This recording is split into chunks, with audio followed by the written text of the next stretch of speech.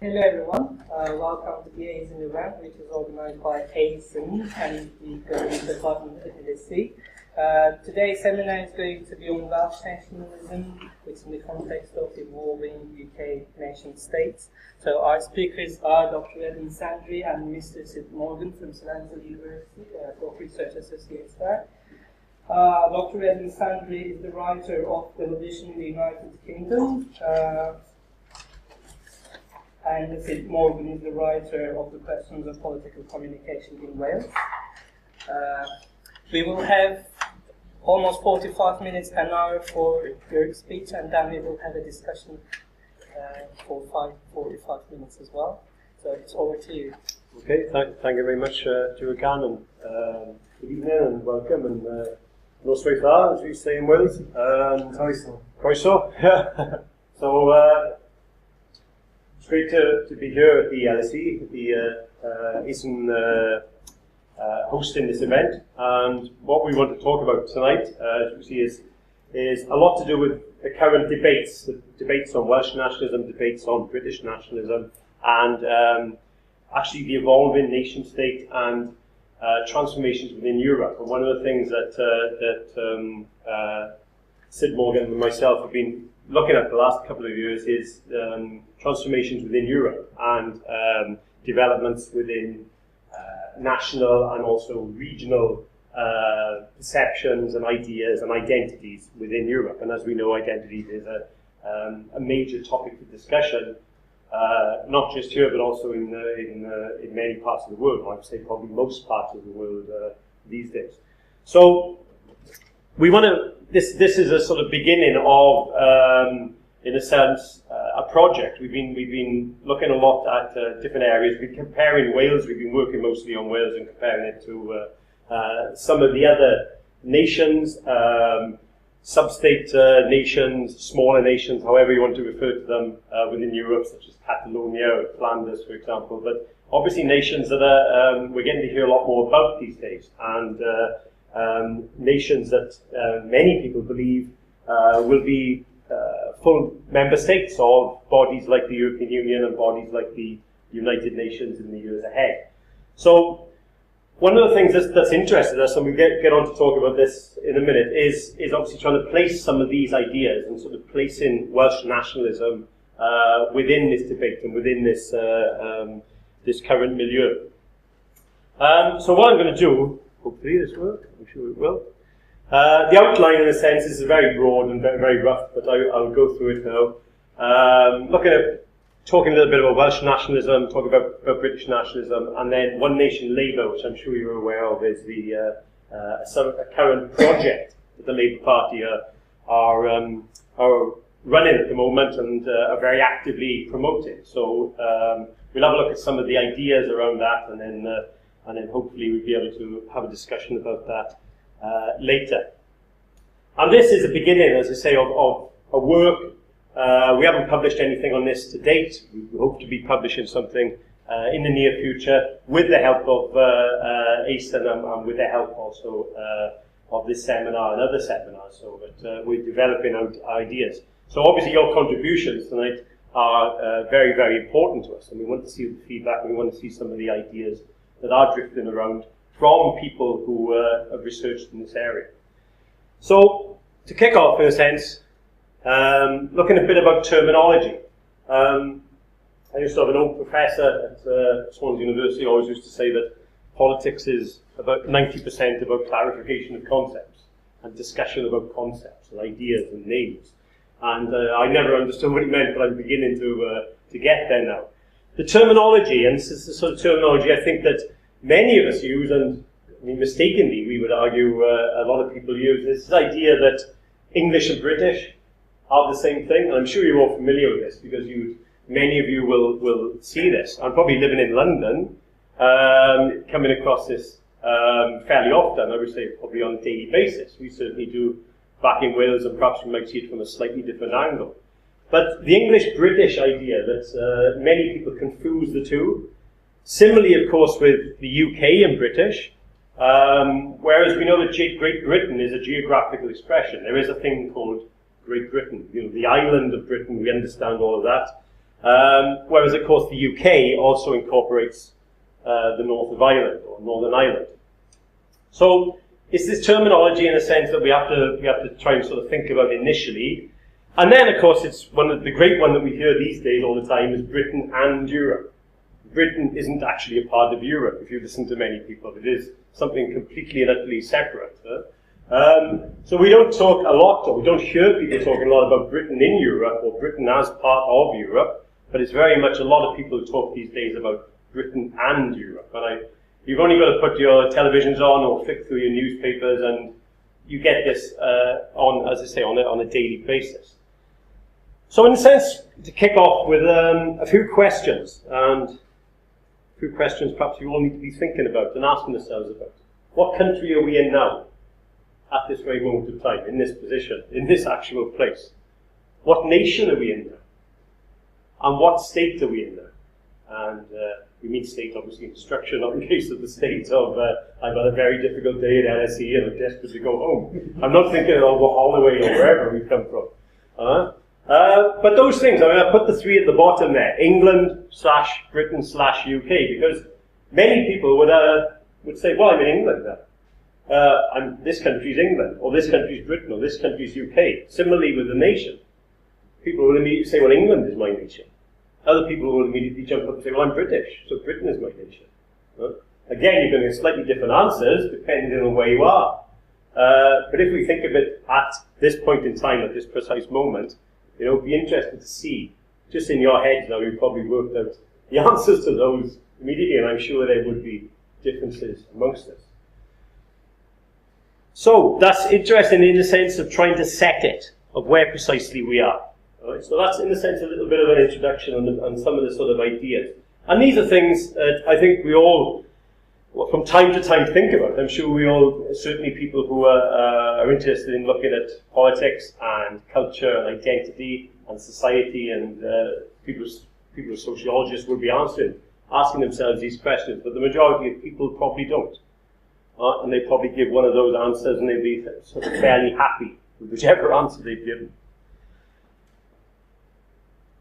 So to kick off, in a sense, by thinking about Welsh nationalism, or Wales as a nation, or the idea of Wales, as some people refer to it. Wales as the other. Obviously, we talk a lot within nationalist studies and within nationalist narratives about the other. Wales became the other, in a sense. So the geographical land of Wales and the people that were there became the other. Made the other, in a sense we should say, by the Anglo-Saxons. And actually it's the term Welsh, and Wales, it means foreigner. Wales is a Germanic term of abuse. It means the people who are not us. They are the other. Alright, so it does literally mean the other, the foreigner. Whereas Cymru, which is the Welsh name, the name of the Welsh in the Welsh language for the land, actually means fellow countrymen. You see this today. The term Cumbria, I mean, you're all familiar with the geographical region of England, it's Cumbria. That's got the same etymology. It means fellow countrymen because of the Celtic language that was there originally. So you can see, in a sense, this is sort of setting up the idea that we have other things here. Wales, which is something different, has been made something different. Geographically it is there, obviously, but been made something different by Saxons with this term foreigner. So it's almost set up in opposition at an early stage. And then, of course, what we're more familiar with, and what we tend to sort of look at more and more these days, in terms of political nationalism, the rise of political nationalism. This evolves, it comes around with the rise of nation-statism across Europe.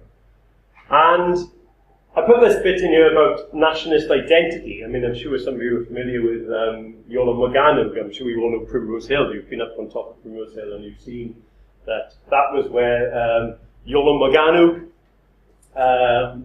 who was a son of the Enlightenment, that's where he held the first court sales of the bards. The bards of the island of Britain, as he called them, were held there on Primrose Hill. So it wasn't held in Wales, It wasn't held in Cornwall, it wasn't held in Ireland, it was held a few miles up the road from Primrose Hill.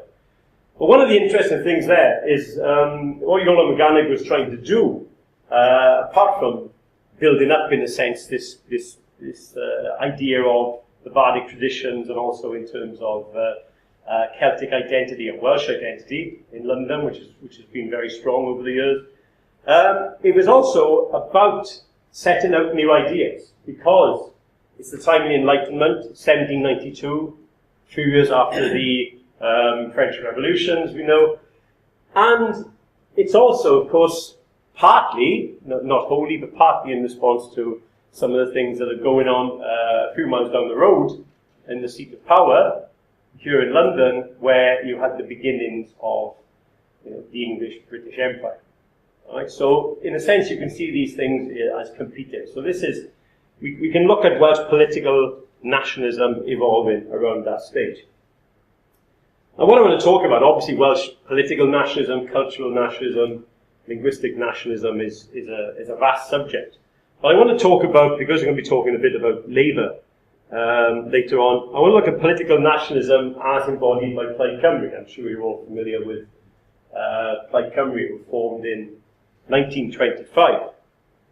Plaid Cymru has always been the main nationalist party in Wales. It hasn't been the only nationalist party, but it's been the main nationalist political party. And Plaid's philosophy, Plaid's political philosophy, has been based on civic nationalist principles. Principles of inclusivity, and I'll talk a little bit more about that in a moment, and decentralist socialism. This idea of decentralist socialism has been very important to Plaid Cymru since the 1930s, where you had people like DJ Davis and Noel Davis were arguing that a nationalist party, a party that was looking for freedom, and they talked a lot about freedom in the 1930s, needed, sense, a core ideology, and a core ideology at that time that we put forward then was socialism. But the idea of decentralist socialism as opposed to large-scale state socialism. So we're not talking in the Soviet model here, for example. But talk a minute about the principles of inclusivity, and I think that's very, very important, because clearly this is something that we're going to compare and contrast with the One Nation Labour ideas in a moment. A couple of quotes here from Saunders Lewis, and a few things about these quotes I'll talk about in a moment. This was from publication The Welsh Nationalist, and you can see the date of it there, July 1933, and you think of everything that was happening in 1933. Not just the rise of fascism, rise of Nazism, but also, of course, the rise of the black shirts, and Mosley, for example, people like that. So, what Lewis was saying in 1933 was Wales for the Welsh, right, that slogan, has never been the slogan of the nationalists. This is a willfully misleading phrase used by our opponents, and a phrase that's often used against Plaid Cymru and certain people within it today. Our policy is Wales for every person who respects and serves our country. Right? So you can see they're trying to base it. Saunders Lewis, who was the first president of Plaid Cymru and its intellectual guru in its early days, was trying to push this idea of inclusivity. Right? If you're in Wales, you're part of Wales, right? and obviously you can, as long as you respect, serve the country, respect your fellow man and woman, then you can be part of this, in a sense, nationalist movement and nationalist uprising. Then another one from Saunders Lewis a couple of years later. Welsh nationalism means not Wales for the Welsh, again, but Wales for all who have to live in Wales. He's not sort of saying people are forced to live in Wales like it's a penal colony, right? It's for people, obviously, like students, for example, who are in Wales for a short period. But what Lewis is trying to get across here, clearly, is this idea that he's putting a counter against the idea of exclusivity. He's putting a counter against some of the claims of fascism that were being thrown, for example, by some of the media against Plaid Cymru and particularly Saunders Lewis at the time. So what, in a sense, we get here, and what we see beginning to develop in this period, is, we would argue, a rejection of British imperialist values. And those are at the core of Welsh nationalism thought practices. So what they're trying to do all the time is trying to say, we are not like the British nation. We're not like an imperialist force. We haven't got those values. We are something different. And we want to create something different within Wales. Based, as I said, on that idea that Lord Lewis used to say all the time about freedom. It's the ultimate thing. It's not necessarily about having a strong nation and a strong state. It's about, are people free? Can they actually do things within that? So there's quite a strong liberal notion within that as well. So some of the things then that Plaid and broader Welsh nationalism has tried to encapsulate. The small nation concept. Some of these things stem from 1920s, 1930s, but are also, of course, important today. Small nation concept of shared sovereignty. We haven't got to keep all the sovereignty for ourselves. One of the things Lewis said, for example, was Wales is a European nation. And that means that Wales cannot be enclosed. Wales has to play its part as a European nation. And one of the things that has certainly been pushed more and more in the last few years by Welsh nationalists is that being part, and this is obviously a very relevant debate today, being part of a European Union, for example, is vitally important. Right? Because you're working together within the broader remit, in a sense, with the broad umbrella. Part of European civilization ties in with that. The idea that the Celts, for example, had travelled, obviously come through from the Middle East, as we know it today, come through to settle on the western shores of, eventually, obviously, on the western shores of this land, where they remain. But the idea that somehow attracts them, ties them in. The Basques are obviously very keen of it as well on this idea that they're a strong part of European civilization. They're not something special, they're not something out there, they're not something remote. They are actually part of this broader fraternity. And that, of course, ties in then to things like support for international institutions. The UN, for example. But also, say, going back to supporting European initiatives and obviously within Wales and Ireland, things like Celtic movements that have sprung up in the last 30, 40, 50 years or so. And part of it was about the enforcement of international law, belief in international law. So, as I say, what they're trying to do, in a sense, is build up this idea that they are a valid nation and they can play their part. And in terms of enforcement of international law, for example, they were pushing for, you think of in the 1930s in the Manchuria, the crisis in Manchuria, they were talking about the enforcement of international law in that case. Right? So they're pushing these ideas, and of course they're still very strong supporters today. So, in a sense, that's a sort of quick run-through of some of the ideas. So how do we compare and contrast that? Then is that the same as we're going to be talking about now, this idea of British nationalism? So the obvious questions come up. Well, I'm throwing questions because obviously we're trying to answer these questions as much as anyone else.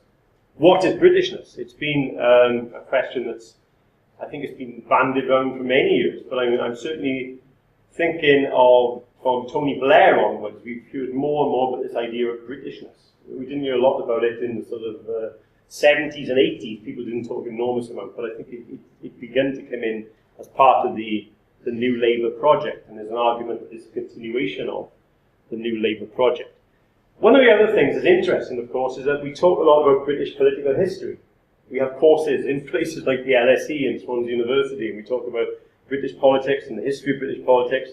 We very rarely talk about British nationalist history, the history of British nationalism, the history of Britain as a nation, as a nation state.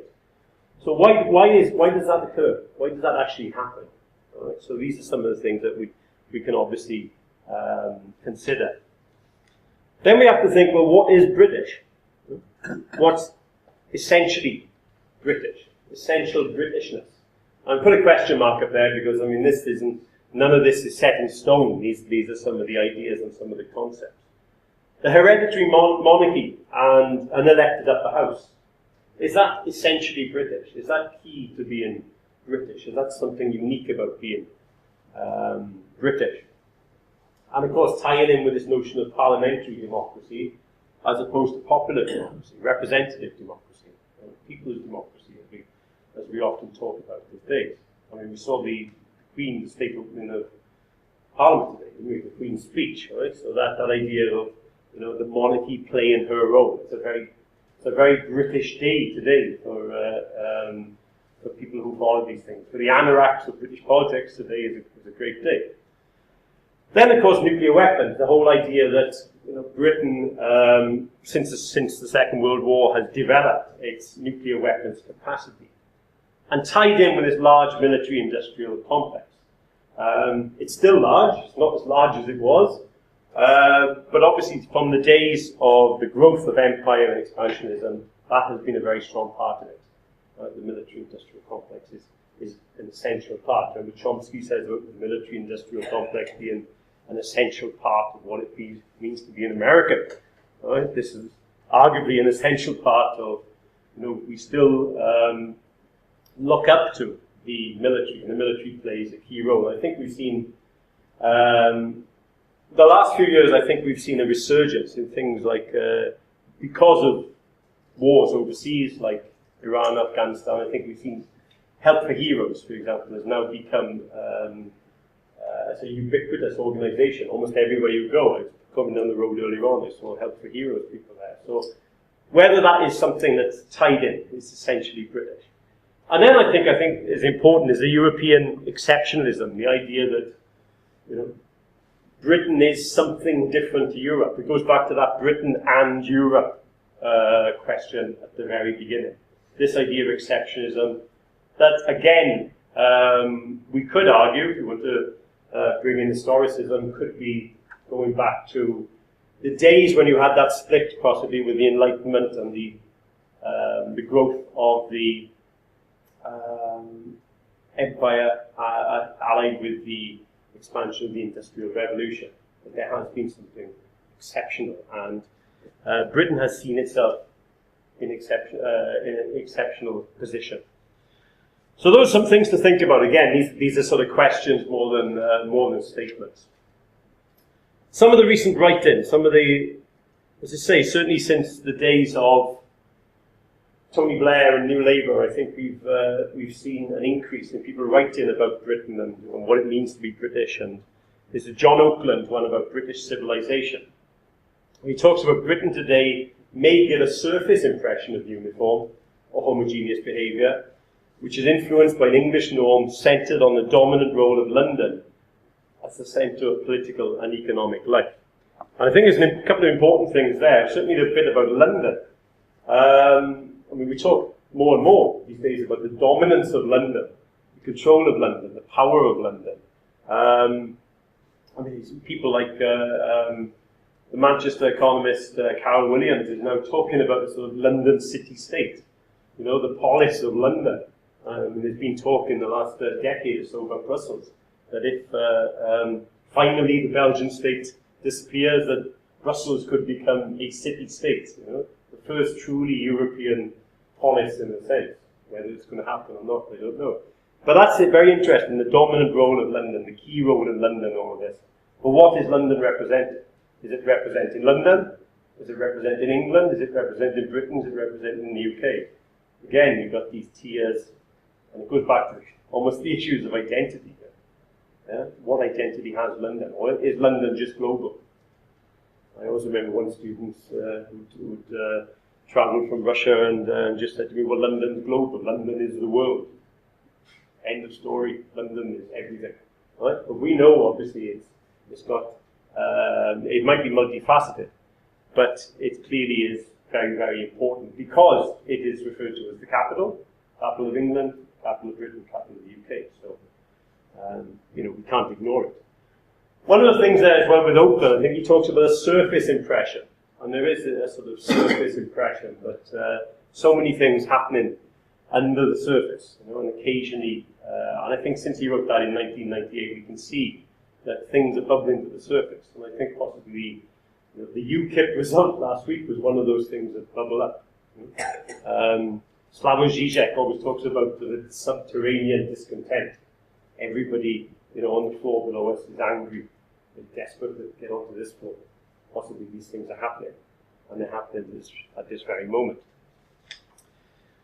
We then look another more recent, Ron Ware, who wrote for the British Academy about Britishness. And she talked about Britishness as a patchwork of anomalies, mistakes, and inconsistencies. It's not right, it's not perfect, there's something a bit odd about it. But perhaps it works. Perhaps it's there, perhaps it works, perhaps we can live with it. But it's interesting, when you talk about who cares about Britishness.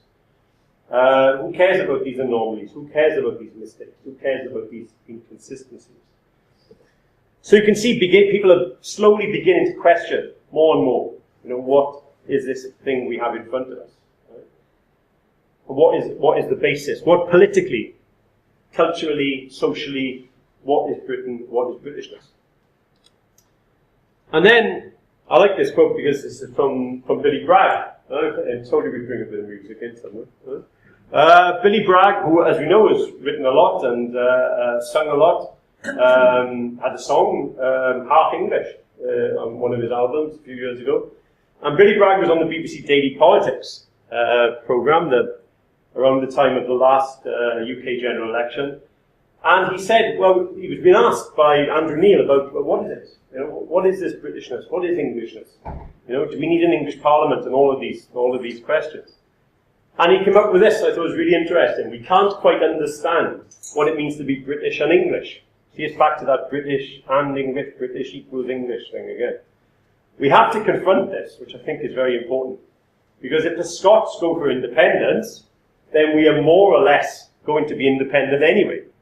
So we have to start thinking about this. Now, one of the questions you can ask of that is, who's we? Does he mean the English are going to be independent, or the British are going to be independent if the Scots choose independence? All right, so it's a huge question, and this was 2 years ago, and I think I've heard Billy Bragg recently, and he's always great to listen to, whether he's talking politics or performing. But having said that, I think he is still thinking, like a lot of other people are still thinking about this issue. Who are the we? What's going to happen? What will happen if Scotland says yes next September? All right. So again, this is this thing about people are not quite sure in their own minds. Going back to their identity, what do they want that identity to be? How do they want to reflect it in political terms? All right. So I think that's another thing that is worth thinking about. And then I'm going to quote Michael Keating from when he was here last year, right? Just to prove I watched his YouTube broadcast. Right? I wasn't here myself, but Michael Keating, who's done some excellent work, as you know, on Scotland and in nationalism in general, says that certain constitutional thinking argues that we have to nail down the UK and define it once and for all. I don't know. Do we? If the UK is about to go, which it may well do we need to really spend a lot of time thinking about the UK? Or should we just let it almost die a natural death? But what Michael Keating is saying is obviously that certain people are now arguing, I think people who are talking about federalism are certainly thinking about this big time, that we need to really nail down what is the UK, what are the component parts, who does what, in a sense, all right? So that's another point of view on this issue. What I'm going to do now, talk a little bit. I'm going to put up some strands, in a sense, and to see whether people can agree or disagree. But trying to sort of clarify our thinking again on this and where British nationalism is. And I've used the term ultras. Those who like football will obviously be familiar with the ultras, right? Who support the Italian football teams. You know, the ultras of Juventus and the ultras of Milan, and they all pledge their allegiance to the club and they'll die for the club and everything. The ultras, I just use the term because people like the English Defence League I'm talking about now. They use the term English, but I'm sure it's British nationalism, essentially, that's at the core. and the BNP. In a sense, those are the people that are very much out there. These not necessarily liberal Enlightenment thinkers. Alright? I don't want to be disrespectful to them. There may be some in the room now, I know I'm really joking. But in a sense, what they try and do is they're very upfront. This is who we are, this is our nation, this is our idea, this is what we want. Right? We may disagree with it, but having said that, they're putting it out there. You know, they wear their heart on the sleeve. You know, they wear the T-shirt in a sense. They write up and say, this is who we are, this is what we want, bang, bang, bang. We can all identify with that. We can do our research into them. We can have our discussions about them and so forth. Then we have what we term the crossovers. Right? The crossovers. You'd be familiar with the top one. The crossovers are not the ultras. They're not out there. They're not banging. They're not saying, hey, you know, here comes the flag. Be careful. This is who we are. You know, we don't like you, etc., etc. But they're putting a very strong line across. And I put below the UKIP, the BBC and the Daily Mail, for various reasons. The Daily Mail, I think, has satisfied the crossovers. They satisfy the angry people. You know, the people, I suppose, going back to Zizek, who are the floor below us. The victim elders, the people that are very angry, the people who want their country back, in a sense, will get the Daily Mail. People who do not like the immigrants because they're pushing up house prices and, you know, taking the pensions, etc. Right? So in a sense, this is the UKIP, you know, vote. Right? I'm not saying everyone that reads the Daily Mail votes UKIP or vice versa. Right? And also the BBC. I mean, I've been fascinated the last couple of years, but certainly the last couple of weeks, how much support the BBC have given the UKIP is absolutely incredible. I'm sure there are people researching this at this very moment in media studies courses. UKIP are given so much airtime, it is incredible, absolutely incredible. Whenever somebody comes out against UKIP, the best I've heard recently was Simon Hughes from the Liberal Democrats, who actually took UKIP apart one morning, but was being cut off all the time. David Davis, the commentator, was reviewing the papers, and he had a go at UKIP the other day, and the BBC man cut across him and said, well, you're a Europhile, aren't you? As if that was something absolutely dreadful, you know, to be supportive of the European ideal, that was something that he should be ashamed of. But I think that's, again, the BBC have been said by Cameron and Miliband and Gordon Brown. All of these people have been seen as a beacon, a light of Britishness. Right? Now, if they are, what sort of Britishness are they putting across? What political Britishness are they putting across? That's why I put them in the crossover section. Right? So beware the BBC. I suppose that's the question that comes out of it, or the statement. And then the mainstream, or the banal, the everyday, as going to use in Billy's term about the banal there. And we put the mainstream parties in there, because the mainstream parties, in our opinion, British nationalist parties. They never come out and say it. Some of them wouldn't dare say it. The nearest are probably Conservatives, who would, certainly from the days of Margaret Thatcher onwards, who were very quick to wave the Union Jack and wave a symbol and actually declare their Britishness.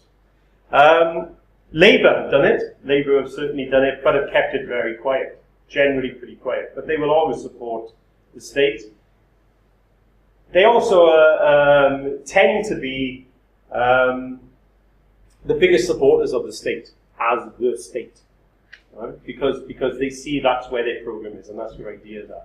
And when we get to talk about one nation, I think we can see some of these things coming up. The Liberal Democrats possibly to a lesser extent. The Green Party, which is actually the Green Party of England and Wales, which seems a bit odd because you have an England and Wales Green Party, then you have another Green Party in Scotland, right? So, but the Green Party again have been in opposition certainly to some facets of nationalism within Wales and some facets of nationalism within Scotland, right? So again, some of this we can discuss about the idea of this being pretty banal or some people actually being more forceful in their British nationalism than others. Now, some of the strands, in a sense, we're used to all this, we're familiar with all of this. They all say it, right, in different ways. The British jobs for British workers thing, putting the great back into Britain, which seems to be slogans that are coming back in. Putting the great back into Britain was something that was around, I think, in the 1970s. It's coming back now. Part of that, putting the great back into Britain in the 1970s, seemed to be the response to the rise of the National Front. Right? Now, people are beginning to, it's because people like the BNP, the last few years, although they seem to be falling off a bit now, but UKIP are arguing these things, people are following them. Right? The mainstream, in a sense, the banal and the crossover are going with them. The British jobs of British workers, which is essentially meaningless. What British jobs are there? I don't know, I'm trying to think of something. I think almost every single job.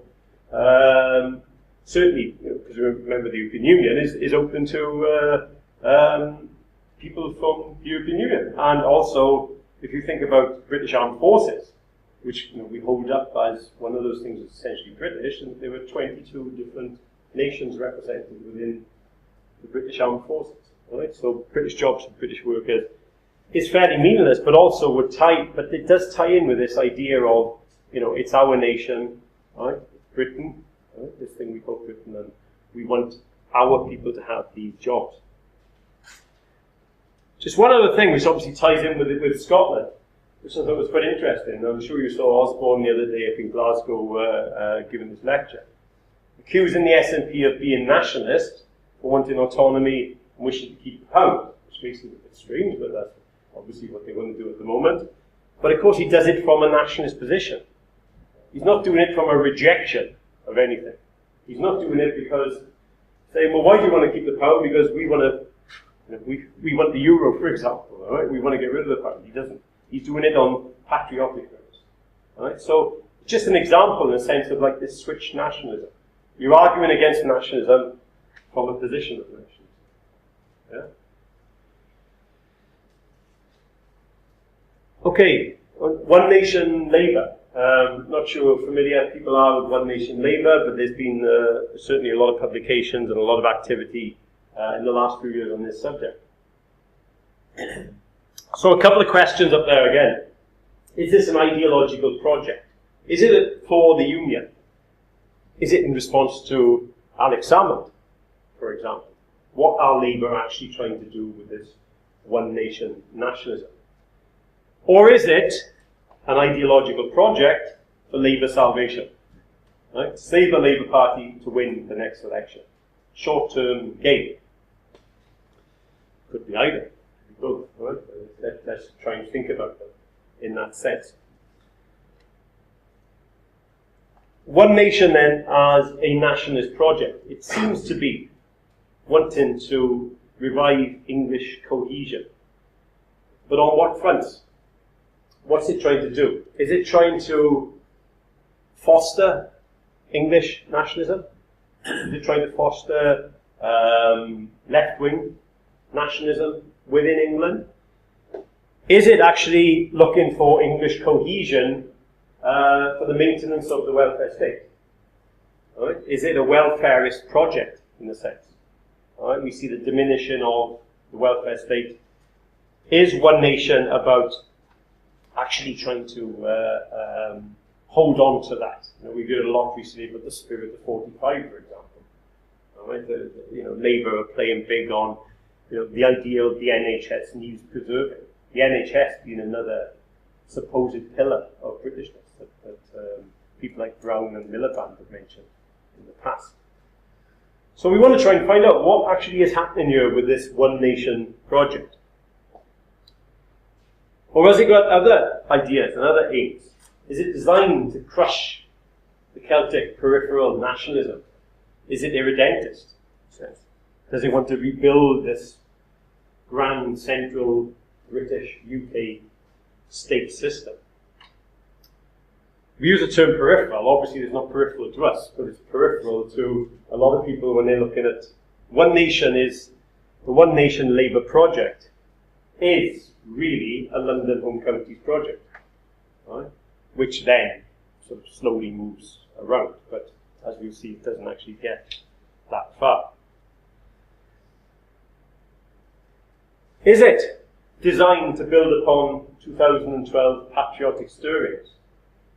I know a lot of people were stirred, impressed with the events of last year, whether it be, if you're a royalist, obviously the Queen's Jubilee and the celebrations in London, mostly in London, I have to say, but obviously in other parts, and of course the Olympics, right? The London Olympics.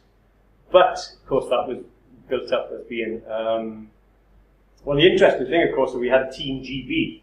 We didn't have a Team UK. There's lots of people in Northern Ireland weren't very happy about that. They were saying, what's wrong with us?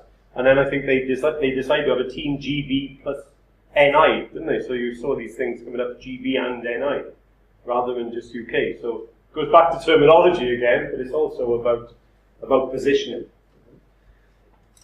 But I put that quote in there from David Miller, because I thought that was interesting. You're all probably familiar with David Miller's book on nationality. He talks about maintaining solidarity among large atomized communities. And we're wondering is that what it's about? Is it the fact that, we're all sons and daughters and grandchildren of Thatcher now, where we're all atomized individuals and we're all, desperate to go our own ways, and all of these ideas that we were told that we were, that, we didn't believe in collectives and we didn't believe in communities and solidarity.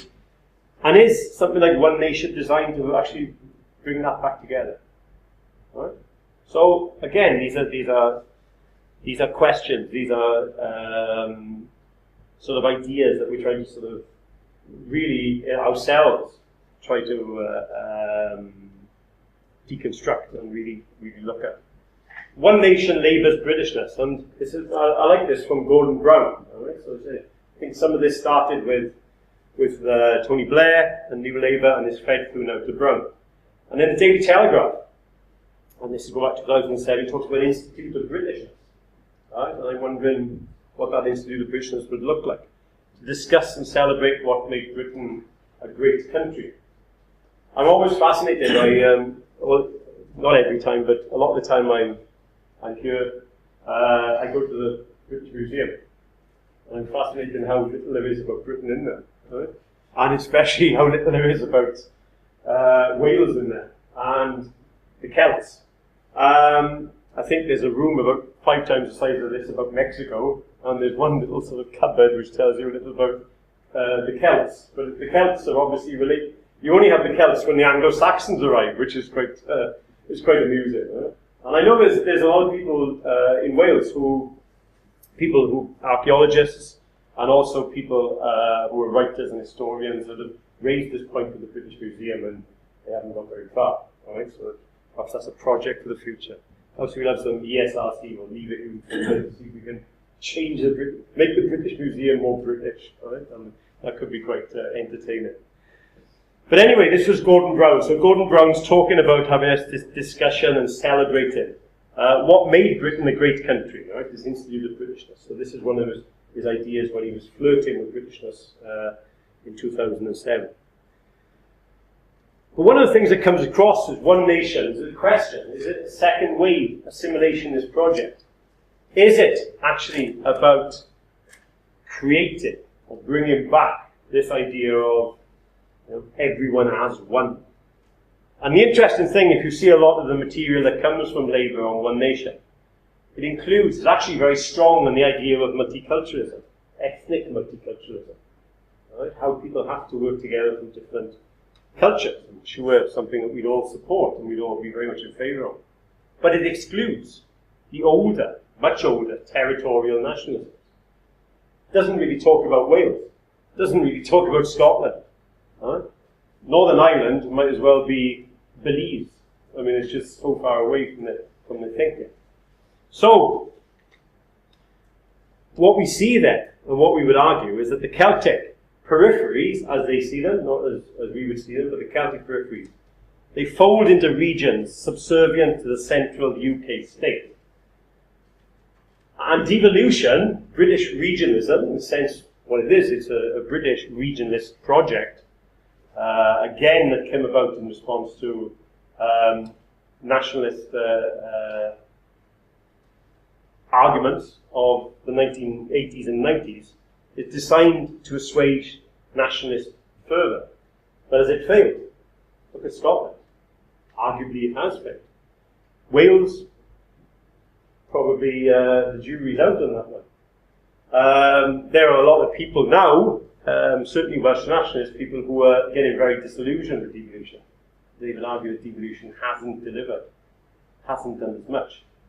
Some people weren't very enthusiastic in the first place. They didn't think it was, why should Wales have less than Scotland? That was the arguments that were going around in the mid-1990s. So, something for One Nation Labour people to think about. Plurinational nature of the UK state. We'd argue this overlooked in favour of one nation, this idea of one nation with regional cultures.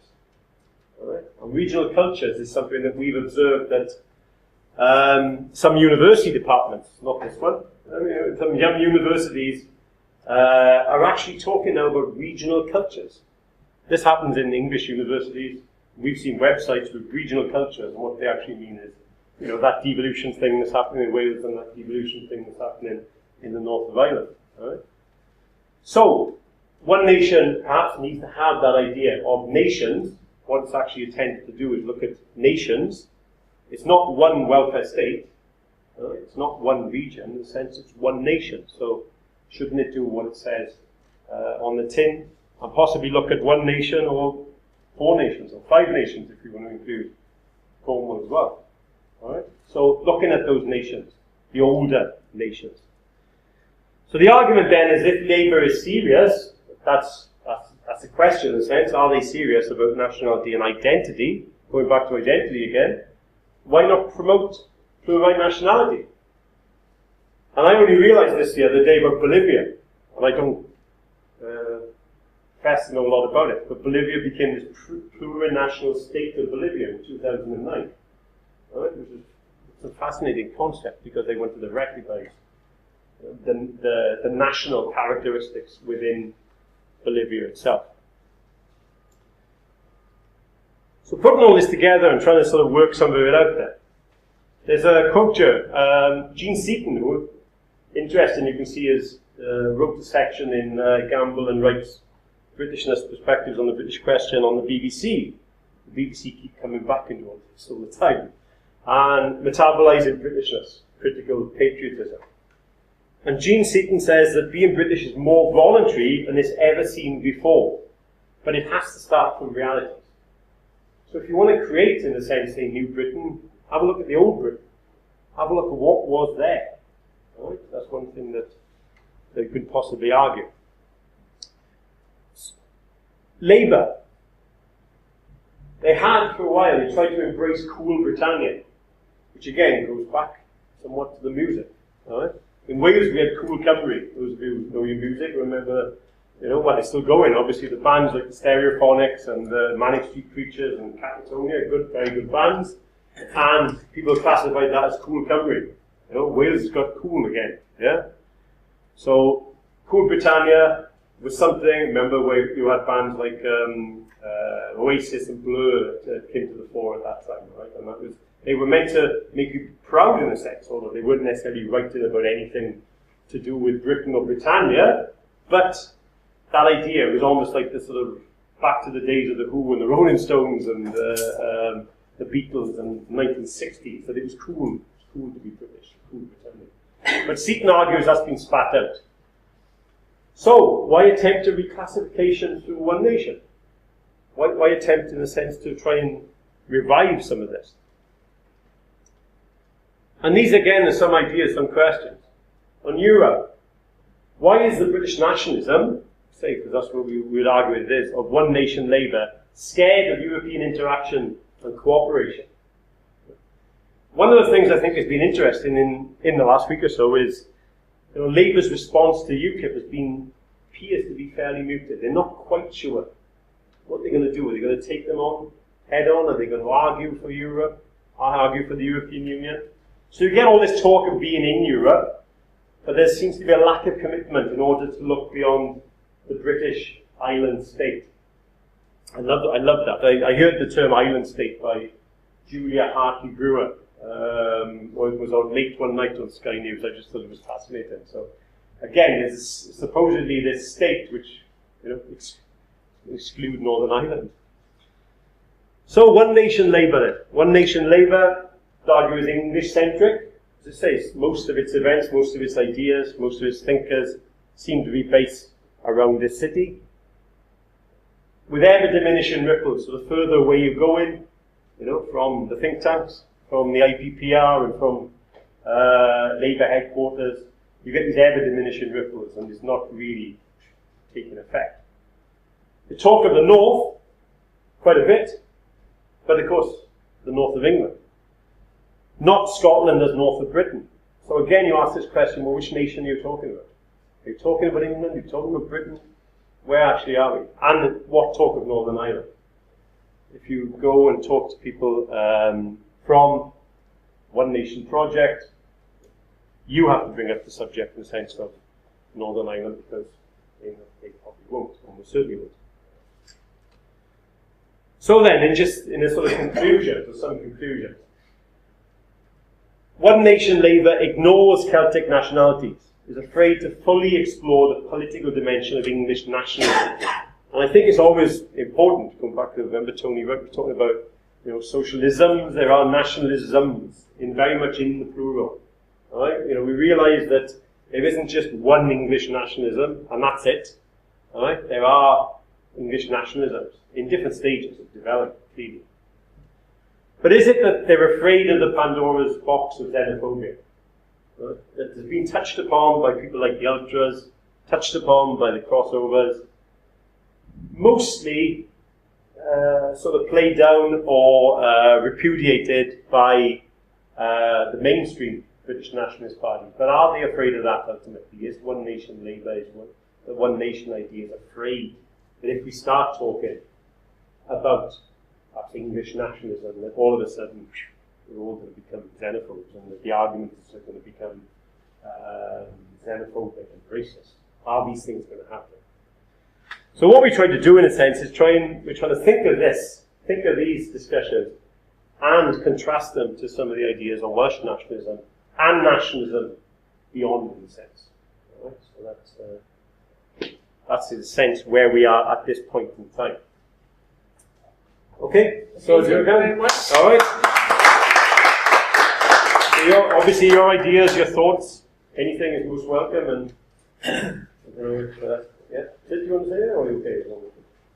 No, just to emphasise one point, I think you got towards the end. I mean, first of all, this, I don't know what people here think of this confusion of terminology, which, if you look at this topic, say from a Welsh nationalist perspective, you could equally look at it from a Scottish perspective, or you could even look at it from a European perspective.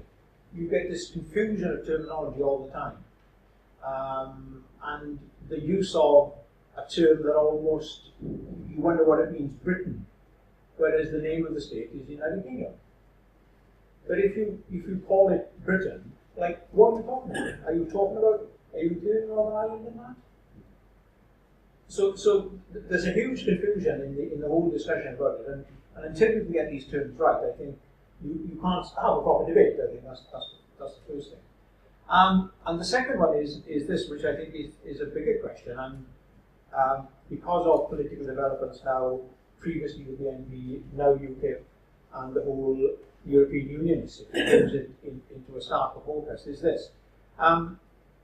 The clear distinction that needs to be made between ethnic nationalism and civic nationalism, or ethnic nationalism and civic nationalism. Right? And civic nationalisms are constructed. They're made. Right? That's the difference. Is ethnic nationalisms are assumed. Civic nationalisms can be constructed. And there's been some research saying this. There's a reference here from Curtis and say 2001. Self-identifying English, right? English people, tend to be less progressive on race and migration issues. That's what the research evidence shows, right? And it is a question, I think, is One Nation Labour, which is a big project, which is looking at lots of things, which is really, I think one of the most interesting projects going on in the UK at the moment in terms of its scope and in terms of some of the questions it's asking.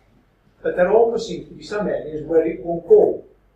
And the question really is to work out, why isn't it going there? What is it about? And is it leaving, the growth of English political nationalism, as opposed to culture and all the other things, right, to the right, by not dealing with it, right? Because if you allow, shall we say, English political nationalism to be a right-wing nationalism, I don't mean ethnic nationalism or racist nationalism particularly, right? There are other major policy consequences of allowing that to happen. It means the debate about the European Union is a debate from the right. But it also means the debate about taxation is a debate from the right. It means that international defence issues are debates from the right. So there are big consequences to not engaging in the debate. And from some of the reading that we're doing is that does One Nation Labour assume that its version of a civic Britishness, right, is somehow going to keep the lid on a kind of ethnic Englishness? That's a question. There are certainly signs that may very well be the case, is that somehow a civic Britishness is almost a safer bet than dealing with English, English political Englishness, right, if I can put it that way. Now, people back as early as 2007, Muir and Stone, posed that choice, right? But and Billy Bragg makes that point, as Alan pointed out. So there's a big debate there, I think, is that there's some territory that One Nation Labour is not going into for reasons that are not clear. But I think you could argue that by not looking at it, it's dangerous politically in terms of nothing there. And the other thing I think that's the bigger question is this, is that while, should we just say, One Nation Labour embraces multiculturalism, embraces a whole range of other identities, what it has failed to embrace is territorial nationalisms within the UK for reasons that are not clear. Why doesn't One Nation Labour say, well, there is such a thing as Welsh nationalism, as English nationalism, Scottish nationalism, whatever, and therefore we need to understand it and we need to embrace it, we need to discuss it. But there, again, there seems to be a sort of blind spot in relation to that. So I think that these are big questions that do matter, and it isn't just about identities. It actually does affect the future development of policies right across the board. And I think that's another reason why it's important. Okay. I wonder if would you mind, Carla, from my voice? I'm Scottish. Oh, right, yeah. And I live in Market, Scotland. Yeah. I just happen to be in London at the moment. It struck me though that when you were talking about British nationalism, that to my ear, it almost always, if not always, sounded like English nationalism. I really wasn't sure what the component of it, because when you take the kind of ultra parties, there is no real engagement with that north of the border. And equally with the, if you like, the kind of mainstream political parties in the debate about the independence referendum, you virtually never hear an argument that is rooted in any notion of Britishness. It's an evaluation of benefits and risks. A bit like the pound. What would happen if we had to embrace the euro? Would we be in the sterling zone? It's that kind of, as I say, benefits and risks argument. You hardly ever hear a Labour politician, for example, north of the border, actually refer to the union as a good thing in the kind of cultural sense. Partly because nobody would buy that. You know, most people think of themselves as Scottish. The other thing I was going to ask was particularly this kind of question about the kind of ethnic and cultural nationalism, because it strikes me in Scotland and Wales, the kind of cultural things are not far from the surface in our political nationalisms. And I just, I mean, my particular research area is Danish national identity. That's my field. But there, you get a very kind of civic nation in one sense, but its civic identity is deeply rooted in an ethno-cultural history. From Grundtvig, who again had connections to through Noel Davis, Wales, of course, and the early Welsh nationalism, and that kind of thing. And I just wonder how easy it is to pick apart the civic. And I wonder also, it may not be how you meant it, but the extent that the ethno-cultural identity is also made, because it's not a given, it's constructed, it's renegotiated, it's contested all the time. So I have talked to that's right. But I'll first bit, and you can answer the second bit, because I think the bit you were saying about this idea of the ultras or what have you is that they see themselves as British, and they talk about British all the time. I mean, I give a good example is probably Nick Griffin. Nick Griffin, the leader of the BNP, lives in Wales. I don't know. Is it to me? I've never researched the guy. I've never met the man, but he doesn't appear to have a great understanding of Welshness. But he sees it as British, and he sees his ideas of Britain, and Britain, in a sense, to him, I think, might be wrong, is England. It's that idea of some old England, some white England that's very, it's almost like a period piece in the drama, it's back out there. And I think going back to Billy Bragg's idea, it is that thing. You wouldn't have a response from that from a Scottish folk singer. Would not knowing whether he was, in a sense, Scottish or British, and if England became independent, what's going to happen with Scotland and Britain?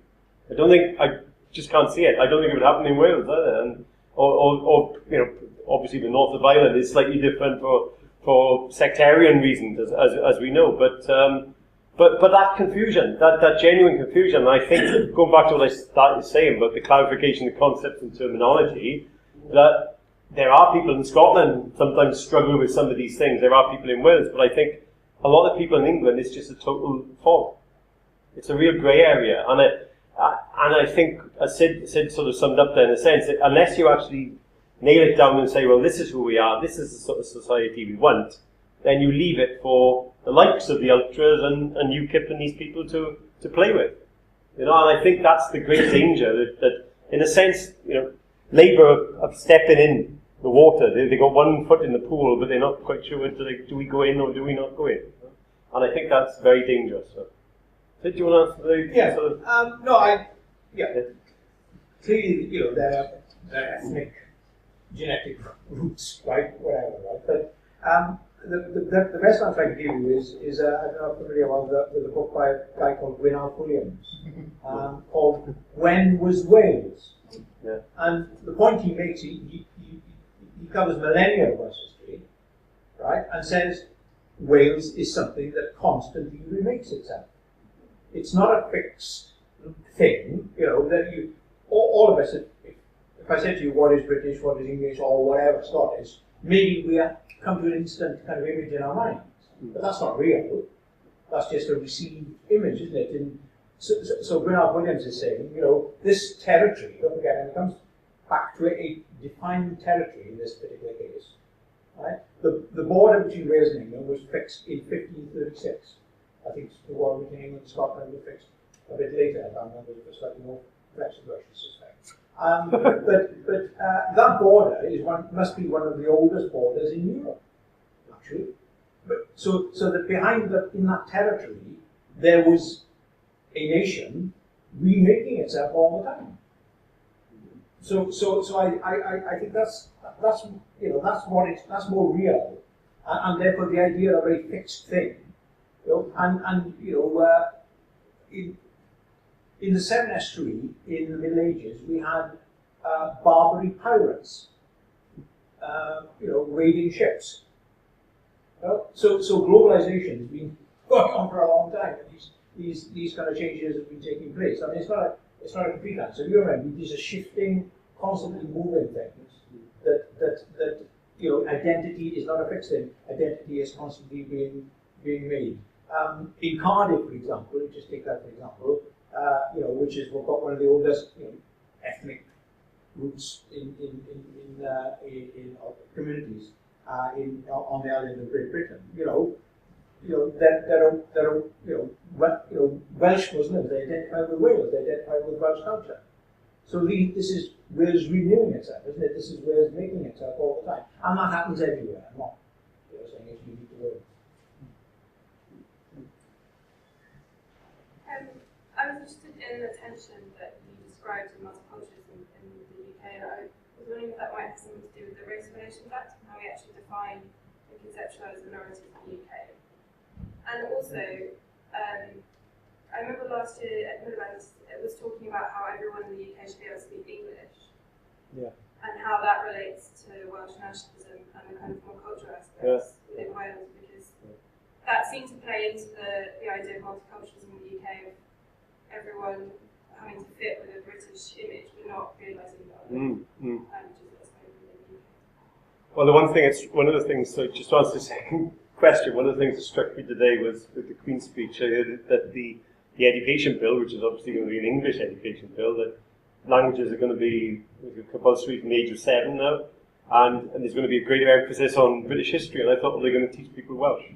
One of the first things I thought, well, the second widely spoken language on the island of Britain is Welsh.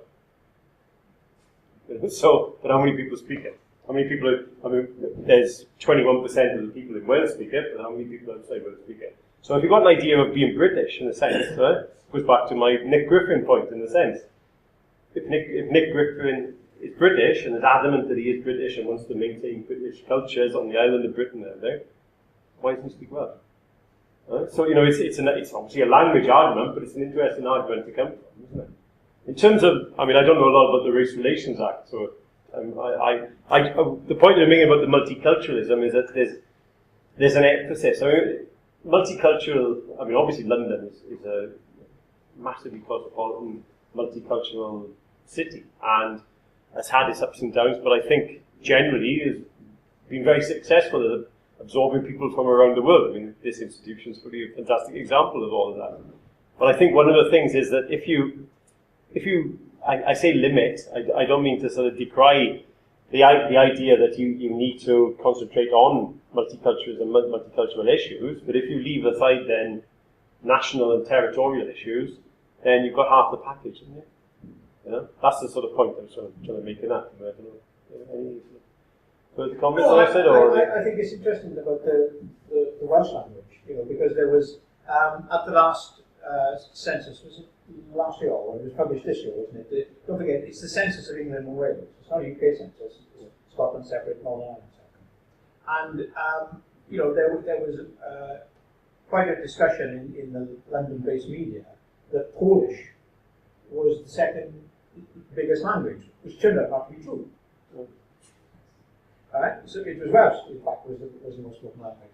But if you have, shall we say then, put it this way, an inclusive Britishness, why does not Britain, UK, recognise the status of, shall we say, the Welsh language? Not into, and there's actually a very good book by a guy called Mike Stevens called, I think it's called The Bard for Highgrove, when he postulates that Prince Charles, when he becomes king, will insist that Welsh is taught throughout the UK, and the consequences of that. Pushing the case a bit up. But it's a fiction. Yeah, just let you know. It's imaginary. But looking from a Welsh perspective, the failure of the UK media to journalists I'm talking about to even pronounce Welsh names. They will not pronounce. They will avoid using the proper Welsh names in order to avoid saying them. right? You know, the measles outbreak is in a place called South Wales, Swansea, and a place called Newport Talbot. It's a county. They will avoid saying it. The same as Surrey and Essex. Yeah, you know, and I mean, you know, the horrendous events in Machynlleth, right? Machynlleth is in a place called Mid Wales. It's in a county called Powys. So there's this kind of denial of the simple things, whereas we're supposed to know that, you know, I can't, you know, an English town is in a particular county. So there's this kind of blind spot. But if there is an inclusive Britishness, you know, which totally accepts ethnic diversity, totally accepts a whole range of other things, that Britishness does not embrace certain Welsh characteristics. And I find that a bit odd. So what does that mean? Why does that occur? What's going on? Is that don't journalists, you know, I'm talking about radio and television journalists, their courses do not include a basic course in the pronunciation of Welsh words, because they're places, aren't they? What did David Dimbleby call the Welsh language, Alan? The incomprehensible tongue. David Dimbleby, the paragon of British broadcast journalism, says that Welsh is the incomprehensible tongue. Right? But The it's only one who can pronounce Welsh probably is John Humphreys, probably, because he comes from Cardiff. Hi. Actually, the other thing I was thinking, since, you know, the rise of nationalism has got more to the fore over the years, you know, Wales, Scotland and things, I think people have realised they've got their flags, and so the St George's flag has come into being a lot more, as if people are trying to, you know, recognise that they're English. I don't know how that all started, but I think it's much better than the Union Jack anyway.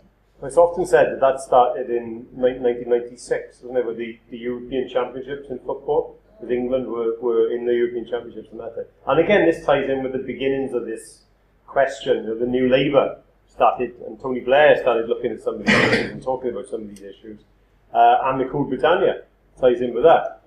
But all of a sudden, and I don't think anyone, I mean, people have written about it, but I don't think anyone's given the defined answer, is that you began to see people expressing their Englishness, but it seemed to be in football. They could do it in sport.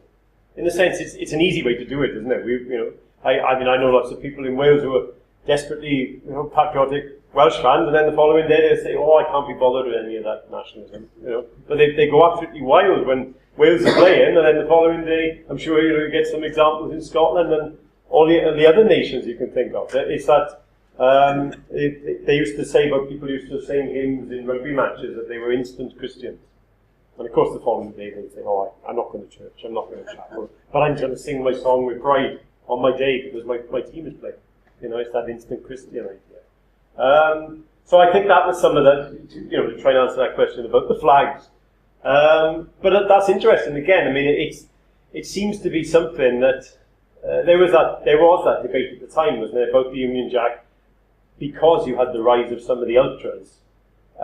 Some people were saying, "Well, I don't want to be associated. I'm proud to be British, but I don't want to be associated with the Union Jack because, I'm sorry, the far right have got the Union Jack in a sense. So I mean that again, that's a huge area to discuss, isn't it? It's symbolism in a sense. Well, Britishness is simply the Anglicisation of the British Isles. There's not much more to it than that. If you look at English nationalism in its purest form, the English National Party or the English Independence Party, their slogans are England out of the UK and England out of the EU. That's probably what we've come to in the end. But getting away from the immediate political circumstances, a nation is defined by Morgan as a coalition of people speaking a certain language, settling in a certain territory. Now, on that basis, if England weren't there, there'd be a Cornish nation, there'd be a Manx nation, there'd be an Irish nation, there'd be a Scottish nation, there'd be a Welsh nation. But unfortunately, England was there, and after it decided to stop slaughtering the cows decided to try and assimilate them. When it was drawn into the imperial venture, which unfortunately still exists, so on a world scale now. But the thing is, there's nothing natural about British nationalism. That was something cooked up, really, wasn't it, in the 19th century to involve the Celtic peoples with the England's imperial adventures. That's all it amounted to. Anything about that one? Or? I think, yeah, certainly. I think one can argue that, you know, it was the imperial nature, wasn't it, of the state that it is one of the characteristics. And what was kind of interesting is the extent to which I think it was Gordon Brown when they tried to say, well, the empire wasn't all bad. And that was an interesting, strange thing. And yet, people like Seamus Milne and George Monbiot have written, haven't they, that many of the British Empire's crimes, shall I put it that way, have been suppressed. You know, understanding and knowledge of them has been suppressed. We've seen the ex-Mawab people, you know, taking people to court over that, and one gets the impression that there's a lot more coming down the pipeline in relation to that. So to some extent, there's much more about Britishness to be understood. And when I mean understood, I mean, you know, as part of the education system, because clearly these things happen and they have an impact upon today, and they have an impact upon mindsets today as well. So I think there's a lot more about Britishness that needs to be unpacked and understood and debated. I'm sure the arguments can go both ways, but I think that is part of it. But certainly imperialism does seem to be one of the essential parts of it. Just one point on what you were saying there about the slaughter of the Celtic peoples, and I don't know if you're familiar with these books, these horrible histories that come out for young children. There's a horrible history of England, which is incredible. I recommend you go to Waterston's or something and have a look at it. It's remarkable.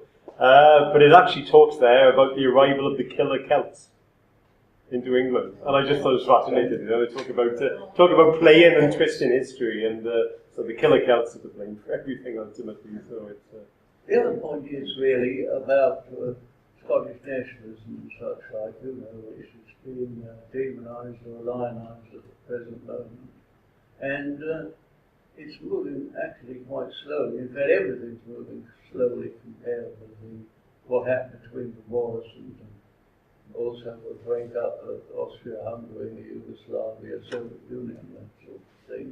But the Queen, out of the blue, when she was addressing the House of Parliament once, she's not there to preside over the break-up of the United Kingdom. So she laid down the law there. She didn't bother to consult anybody, well, not anybody we know regarding it, but she said, that's what I'm prepared to put up with, not to put up with, the breakup of the United Kingdom. So the nationalists, I mean, except for the extreme nationalists, of course, there's always extremists, including me, but the nationalists in general have accepted that, and they've accepted that an independent Scotland would actually be within the United Kingdom. An independent Wales will be within the United Kingdom. I don't know what will happen to Ulster, and I doubt they've given a lot of thought in the Isle of Man or in the Channel Islands or Cornwall at the moment. But that's the thing. She has laid down the law on that subject, and that there's got to be no break-up of the United Kingdom, and I think that is probably the way things are going at the moment. Well, I would think, I accept your point. I think there's going to be major change. One of the things that we've done with some of our work across Europe is one of the things that we do is put a map of Europe up now, and then put a map of Europe up, imaginary map of Europe up in 20, 30 years' time. And it looks completely different. Because if the nationalism, and if the transformation of Europe occurs, in a sense, what you would have is like a sort of second Berlin Wall effect. You know, if Scotland goes, Catalonia goes, Flanders goes, Wales goes, all of a sudden, bang, bang, bang, bang, bang, you could be left with what's left. You know, Germany, possibly. Having said that, the Bayern party in the south of Germany gaining ground. All of a sudden, you start working these things out, and this map is gone. You know, it's like we had the map of the British Empire when we were children, and all of a sudden that map's gone. So rapid change. It's almost like many people are talking of the possible domino effect from 2014 onwards. So these things, I think, whether they're going to happen or not, I don't know. I mean, none of us have got a crystal ball, but I think there are these possibilities that, as students of politics and as commentators and researchers, we need to be aware of these things and looking at them. Sorry, I've been waiting around. Oh, no. I'm picking up on the point you had. You had the slide about essential Britishness. Yeah. And there were five things on there. Between nuclear weapons, military-industrial complex, and European exceptionalism. Yeah. I think that sort of picks up on, it's the legacy of empire.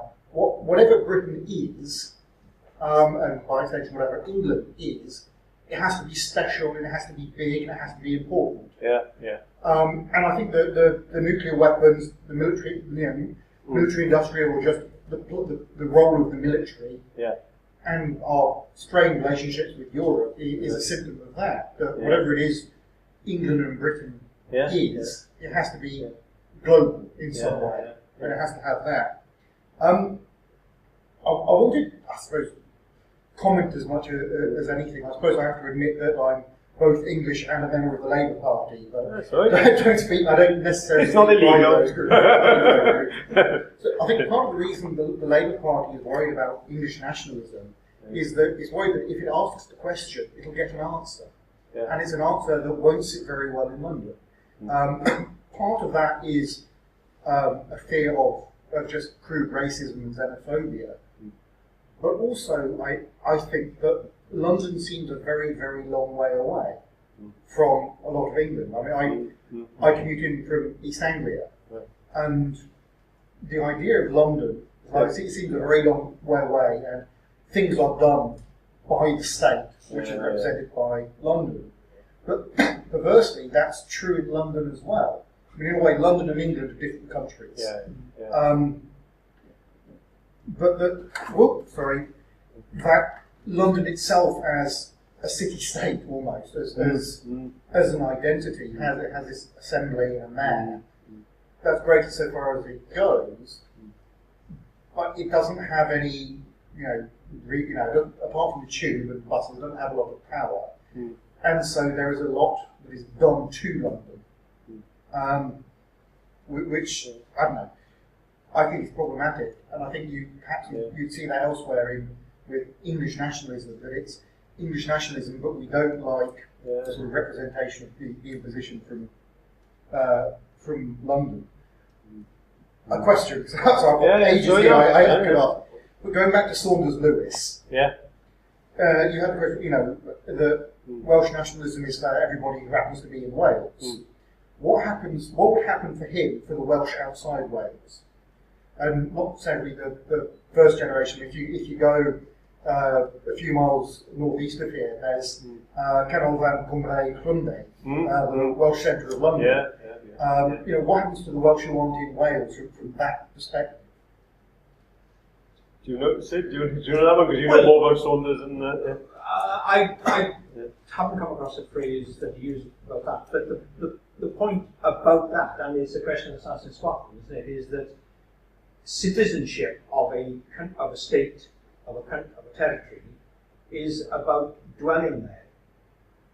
And clearly, you can you could become a citizen of Wales and live in anywhere, but you would still retain your citizenship wherever. So citizenship is a legal status, right? And to that extent, it's portable, right? And it's not about so you'd have rules about citizenship, wouldn't you? Every state will have its own rules and within international law. I guess. So I think that's the answer to that. But can I throw a question back to you? If I may? Is that if the One Nation Labour project does not tackle this, what it seems to us to be the key question of dealing with, an emerging political Englishness and leaving it to the right, at the present moment UK, that is going to have potentially big consequences. And I can't understand why, should we say, the Labour Party then would leave that happen, because it's in, I exaggerate now, but in a sense it could slide out of control, couldn't it? Yeah. So I don't understand why not. It seems to me that what's happening is that, as I said, One Nation Labour recognises, ethnicity and fairness and equality and all the other, more social policies, but is not allowing itself to come to terms with the territorial nationalisms within Great Britain, and certainly not the territorial nationalisms within Northern Ireland. That's not even on the agenda. But it seems to me that if One Nation Labour doesn't do that, that is leaving the ground to the right. And as I tried to say earlier on, there are policy consequences right across the board about that. Oh, I agree with you. And we don't actually have, for instance, an NHS in this country. We've got 4.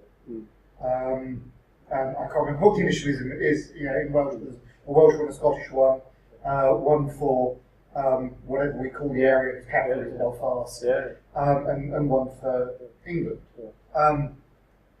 People haven't picked up on that, but part of it, despite the fact that there was devolution to Wales, Scotland and London, is that the Labour Party, at least so far as I can see by instinct, is centralist. You've got Ira Bevan's famous phrase about wanting to hear about it in Whitehall if the bedpan hits the floor in Tredegar. That's not just the health service, and it's not just from the 40s and 50s, it's something that's still there. A big part of it is, if you talk about English nationalism, you start talking about regionalism, and you have to address a bit what's going on with some sentiments for an English Parliament. Once you have that 4-way split, or leave Ireland to one side because of the complexities there, so a 3-way split on this island, you start losing that ability to say, right, we're doing everything from Whitehall, which is, I think, an instinct there. But also, I think it's a feeling that as soon as you recognise English nationalism, you are giving ground just by recognising that it exists and that it is a real thing. You're giving ground to the UKIPs of this world, to the EDLs and so on. I think that's a lot of it. The other thing I'd say is that this isn't just the Labour Party. All parties have had a collapse in membership. For the Labour Party, it's really hard in that it's lost membership in the South, but a lot of its MPs and leadership come from the South. And it's lost a lot of the machinery it used to have that actually gives it the ability to do that. There's a fascinating statistic, and for me depressing, about South Shields, their campaigning there. The level of voter identification by the Labour Party was at 0.2%. That's 100 people who previously lived in a different constituency. But just from my own experience, Labour doesn't have the ability to have that conversation. It can do a stage-managed thing very nicely and say, yes, this is what we're talking about. But it can't do it in any meaningful way. It can maybe be able to communicate messages, but it can't get them back. And perhaps it recognising that to an extent, and to the extent that political parties have a role in sort of communicating messages and the sort of the Andersonian trips to the centre, it's lost that. Well, I mean, thinking about that, one model in a sense that Labour could use. I'm talking Labour, Labour UK in a sense could use now. I'm talking Ed Miliband and so forth. Is the Welsh model, Welsh Labour in Wales model. There was lots of talk. I'm sure you're aware of it. This idea of clear red water between. Tony Blair was always 20% less popular in Wales than he was in England. That sort of discussion that they wanted to be further to the left. But now, certainly in the last couple of years, they've started to embrace some of the aspects of Welsh nationalism. You know, they're challenging Plaid Cymru on that idea.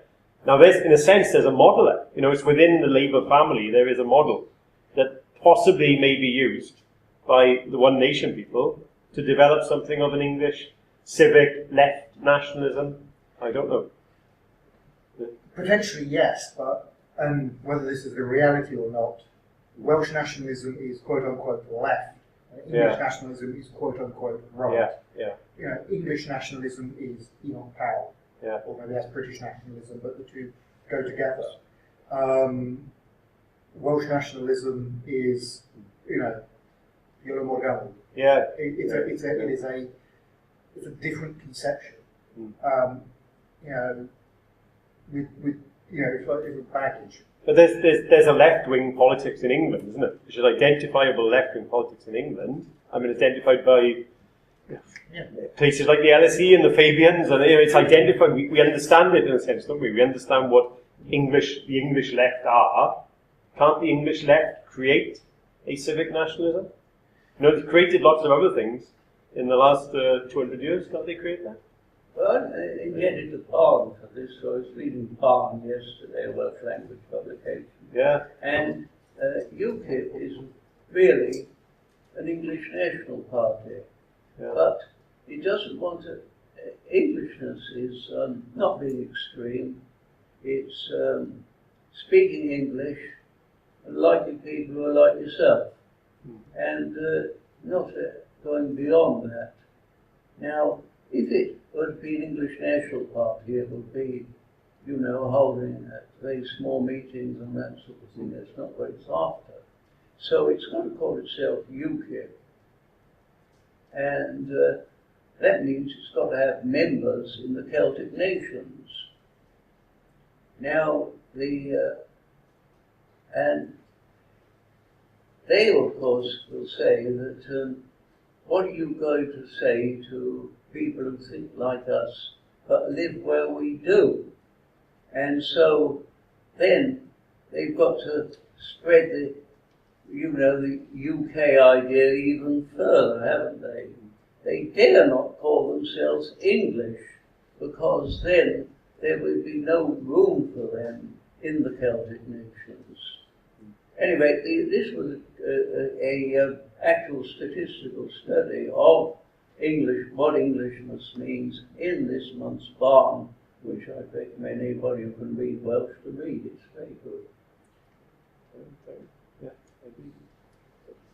I really like the talk, by the way. I think it's really interesting when you look at like how you define Britishness, because like in my PhD I look more on British culture and how it actually like has to imagine a community in a sense of independence, and how you actually flag the nation on a continuous basis, like with multiculturalism. And I think that's where my question goes. So you said like New Labour was kind of embedded in the whole Cool Britannia movement, but I think they actually followed it. So they actually just bandwagoned it in a way. When I think about British identity, I think about the Beatles and Smiths and Thriller. So how do you think like that goes back to your way of thinking about the Welsh nationalism, because you have quite a civic approach? So I think when I think about the Welsh nationalism, it's important about the culture and like the language and the bands you said, many sweet preachers. So how do you bring that together? So is that not something people in Wales can relate back to British identity as well? So is it like the Cool Britannia, was it so far away that it just invoke the Welsh nationalism, or? Well, people in Wales like those bands as well. It's just that I think you happen to have that a generation of it happens at times, doesn't it? It happened in the 60s, you know, with the Carnaby Street, everything in London. You just in Liverpool, obviously Manchester, you just get those periods that, you know, culture, politics, whatever. You know, it comes back to collective identity and solidarity as well. That people just came together at the right time, and I think that's some of it. In terms of the culture, I mean, culturally, we haven't mentioned it, but if you think of you know, traditions such as the Eisteddfod take place within Wales, which has always been identified with cultural nationalism. But I mean, again, has been sort of perhaps on the fringe of being a political nationalist gathering. But has been obviously it's all I said that is takes place through the medium of Welsh. So it's a Welsh language. In a sense where people can fully express their Welshness. They may not see themselves as political nationalists, but it's been a tradition there that people can express their Welshness, their linguistic nationalism, and their cultural nationalism alongside. So I think that comes into it. I mean, I'm not 100% certain about how does that actually feed into. I mean, what you're saying, I think, was interesting initially about Cool Britannia.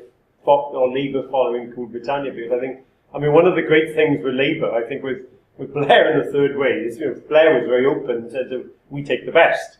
So if the music's out there and it's good music, we identify with it, we have it. This is representing the best. This is cool. This is new. This is what we want for our country, as Blair would have seen it.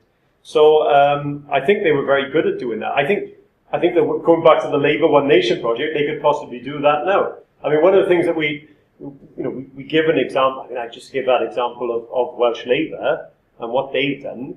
But I mean, there's also obviously many of the examples throughout the mainland of Europe. Where Labour could look at examples. I mean, not just Labour. I'm talking about other possible groups on the left, and they can say, well, this is what we want in terms of egalitarianism. This is what we want in terms of representation of young people, feminism, etc. But we also, like the idea that we are quite a distinct nation or region, or however they want to define themselves. So there are those examples there. So it's not, if we play in the third way game and we're looking at best practice, there are many examples, aren't there? To follow. So, Sid, do you want to say anything? Just you're making the assumption that the Labour Party is still a left-wing party. All right. Okay. Yeah. Well, that's another seminar, isn't it? Yeah.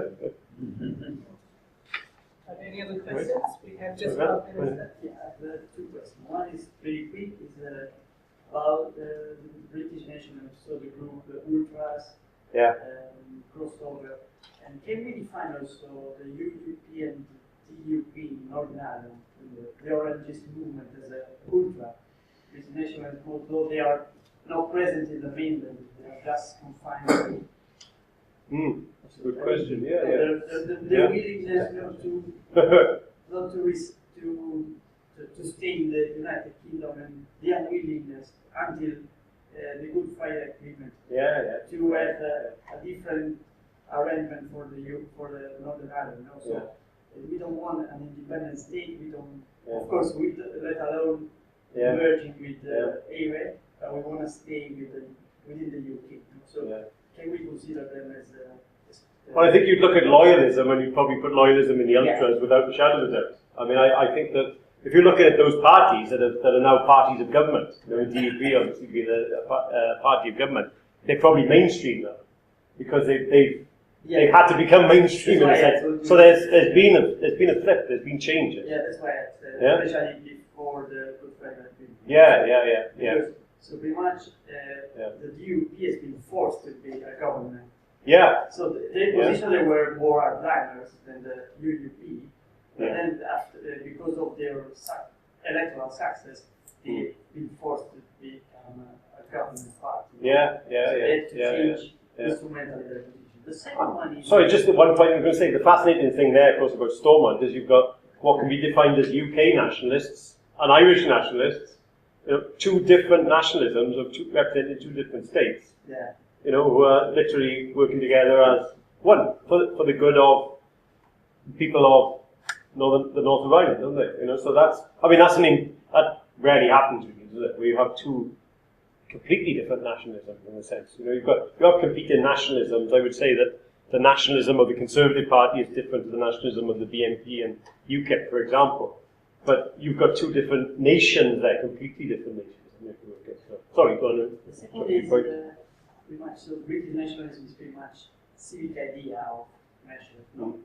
And sometimes the civic idea can be like linked to the idea of the second was an idea of official nationalism. So pretty much an hegemonic ethnic group which try to homogenize, not to assimilate the other groups. So can be perceived that British nationalism as a mild official nationalism, so not as forceful as the typical example of racification, marginalization, but a more mild and democratic, benign way which tend to downplay the cultural difference, ethnic differences. In different ways, of course. The UK is much more democratic than Russia was, and the world. Sid, do you have any thoughts on that? Or? I think it's a good question.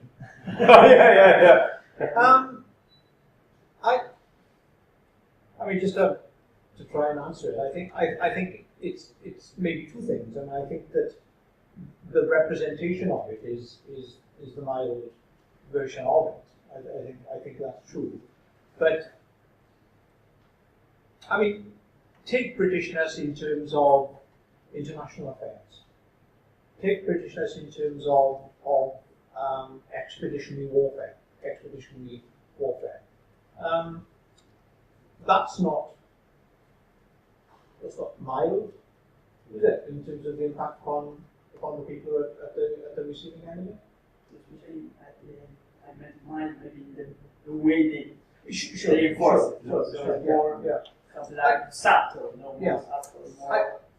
I think what that comes back to is the question is that is Britishness seen as a nationalism? And it's something that, and that's why what I try and come in and talk about it is that nationally, look, it's the Welsh, the Scots, and the Irish are nationalists, and the British are not. Right? I mean, I'm exaggerating, but you know the point, right? And if you look back to and again, more work needs to be done on this, but I'm just putting forward an idea now. The nationalists, and in fact as well another group we call the separatists, and that's the people in Scotland, in the SNP, right? That you go back, and that started with the Egyptians. When Egyptian nationalists wanted, Egypt not to be a British colony, and of course, that terrible man Gandhi, the Indian nationalist who wanted to separate from the British Empire. So these kind of terms, are I think go quite a bit back. I mean, I think it's interesting to trace the origin and use of the terms. But certainly they, nationalist from a British perspective, or whatever you define it, is seen to be a term of abuse. And a British person, or someone who believes in Britishness, would not see themselves as nationalists. And I think that's an area that needs to be debated and discussed and challenged. Is that part of the answer? Maybe? And also, maybe this approach, I think there is usually a tendency to. There's a tendency also in Walter Corner of criticizing these groups. The tendency to equate state and nation, also the kind of term, no? And in this case, I think it tends to lead. Of course, if there is no relation between the cultural nation and a territorial state, there is a tendency to downgrade everything which is not related to state as a regionalism, tribalism, so that's why I said that the regional cultures approach. So then you call the Basque regionalism. I'm from I'm not English. I'm Italian. I'm from Sardinia. So we tend in the past we had also this kind of independentist approach, really also because we are island. It's easier if you are an island. It's easier to be self-confined, and so I think that was my. That's right. There is a tendency to talk about nation state, state nation. There is a lot of confusion. This nation state is just about monoethnic states, and so this is the fact of reworking the meaning of nation identity, ethnic identity. But that's I think it's fascinating what you're saying, and it's interesting that big state nationalisms and big state nationalists hate being called nationalists, because one thing that the Basques and the Catalans and the Galicians do, of course, all the time, is they refer to people in Madrid as the Spanish nationalists, and they hate it. They are Spanish nationalists, but they hate the idea that they are Spanish nationalists. And it's a very sort of similar thing. And I think that's one of the issues with people in the Labour Party. I mean, I know one example, I'll tell you later, of one Labour MP who was on one occasion called a British nationalist and was just absolutely livid. I'm not a British nationalist, I could never be a British nationalist. Because he was so overwhelmingly a British nationalist, it's almost like, it's a sense of denial, isn't it? Denial of the self and the denial of the ideology. You know, it's Americans hate being called nationalists or imperialists. You know, they can't cope with that one. You know, they're there to do their duty in the world, in a sense. So it's but that's very interesting. How almost like the smaller the nationalism, the prouder you are to have the nationalist badge. The big nationalists is keep it away from me. No, don't label me with that. Anyway. Okay, thank you very much for coming from Wales. Hi, thank you, Joe. It was a very great presentation. Thank you all for coming. If you're interested in this topic, we will have two other seminars. One is about non-territorial models of autonomy and its ability to deal with the tensions between emerging nationalism, and the other is questioning whether multiculturalism has failed. So you are very welcome to join us for the next 2 weeks. Thank you again.